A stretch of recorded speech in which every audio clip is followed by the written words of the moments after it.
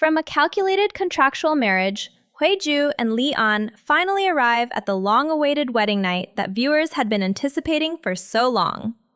This episode is considered the sweetest, yet most blush-inducing since the drama began airing. Just moments earlier, Huiju was still stubbornly demanding a divorce, but shortly after, she broke down in tears and rushed into Byeon's arms, personally confessing that she loves him. Byeon had waited far too long for those words, so this time he didn't let go. Instead, he lowered his head and kissed Huiju directly. All misunderstandings, emotional struggles, and pain accumulated over time finally came to an end that night. From that moment on, they were no longer a fake couple bound by interests, but two people who had truly placed each other deep in their hearts. Before reaching this happiness, Huiju had unexpectedly proposed divorce. She deliberately portrayed herself as cold, selfish, and calculating. On the surface, it seemed like she was exhausted by the royal power struggles and wanted to escape the dangerous marriage. But in reality, she did not stop loving Byeon. She loved him too much. Precisely because of that love, she chose the cruelest way to push him away, knowing that as long as she stayed by his side, the conspiracies and attacks from Daifei's faction would never stop. Huiju had already bowed to her father, and the condition he set was that she must divorce Byeon. Therefore, this divorce was never betrayal, but sacrifice. However, Byeon knew nothing of the truth. When he personally heard Huiju ask for a divorce, it felt as if a knife had pierced his heart. Byeon had always believed that although their marriage began as a contract, after surviving life-and-death situations together, Huiju would at least stand by his side. He thought she would not easily let go. But her sudden departure made him mistakenly believe that she had ultimately chosen self-preservation and abandoned him. After being left by Huiju, Byeon returned alone to the Eastern Palace, where his elder brother once lived.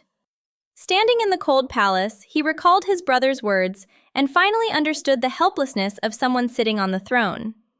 He had never understood why a king could not control his own fate, but now, trapped in a similar situation, he finally understood his brother's feelings. This moment marked his psychological transformation from a grand prince into someone truly fit to become a ruler. Meanwhile, Huiju continued her plan. She stormed into an emergency court meeting and publicly submitted her divorce request in front of the entire royal court. Her true intention was to take all blame and public criticism upon herself. She wanted everyone to believe she was the reason the marriage collapsed and the cause of the royal turmoil. By turning herself into the villain, Huiju cut off all opportunities for Daifei's faction to attack Byeon. As long as all attention was focused on her, Byeon could safely escape the storm of public opinion. This also reflects Huiju's personality. She is used to bearing all suffering alone instead of waiting to be saved. However, she forgot one thing.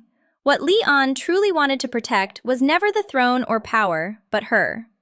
At the same time, Huiju's elder brother held a press conference and revealed the full truth. Public opinion immediately reversed. Those who mocked Huiju or doubted Byeon's feelings were proven wrong.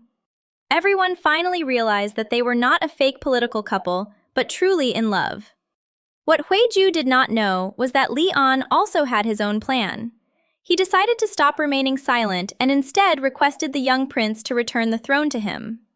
The young prince agreed and secretly issued an edict transferring the throne to Byeon when Daifei was absent. This caused Daifei's father to collapse mentally, as all his carefully laid schemes failed at the final step. However, unexpectedly, Byeon refused to immediately accept the throne. According to royal rules, after 3 refusals, the throne must eventually be accepted. Byeon did this to show humility and prove he was not power-hungry. At this point, Byeon was deeply disappointed in Huiju. He was emotionally wounded by her decision to divorce him. Meanwhile, Daifei's faction gradually lost control as their allies began defecting one by one.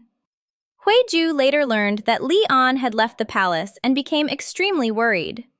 She understood how dangerous the situation was and that any action of his could be used against him. So she pretended to be ill via message just to lure him to meet her. And at that moment, Huiju finally dropped all her disguises. She admitted that her heart belonged only to Byeon. After so much suffering, they finally reconciled and shared an emotional kiss filled with suppressed longing, grief, and intense love. This was also the most anticipated intimate wedding scene in the drama. From that night on, their relationship, once a contractual marriage, transformed into genuine, steadfast love after countless trials. The next morning, Leon revealed all secrets to Huiju.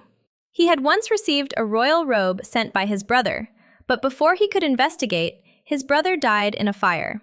Since then, Leon decided to protect his nephew and pretended not to know the truth about the throne. He let the young prince ascend the throne, believing it was the only way to preserve his brother's legacy. But now, Leon realized that the more he yielded, the more his enemies advanced. The more he stayed behind the scenes, the more vulnerable those he cared about became. So this time, he no longer wanted to be passively controlled by fate. He wanted to seize power himself and take control of his destiny. Huiju fully supported his decision. Later, Dai Fei confronted Leon and revealed that she had loved him all along, but was forced by her family to marry his brother. Years in the palace and the pursuit of power turned her into someone filled with resentment and calculation. However, Leon was not shaken. He understood her pain was real, but so were the harms she caused others. As tensions escalated, Dai Fei's father refused to give up and continued plotting against Leon.